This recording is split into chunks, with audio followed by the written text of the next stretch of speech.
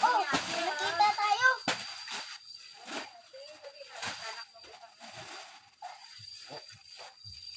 Bulitin mo lang. Lang.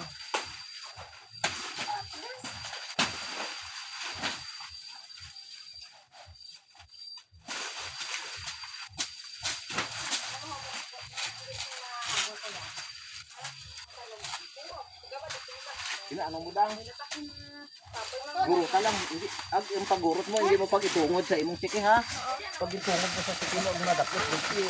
Ilabi mo. Sige. Oh. Paglabuan ka. Bak. Kumbong lang sila. No? O, tanawa si tatay. Anak. Parehas lang. Guro ko mo lang. Para hindi tirahan ng insekto ang mga Ayan. Tinuturuan na ni tatay kung paano maglinis ng saging, no? Ayan. Okay na. Oh, bye-bye na sa mga katropa pips natin.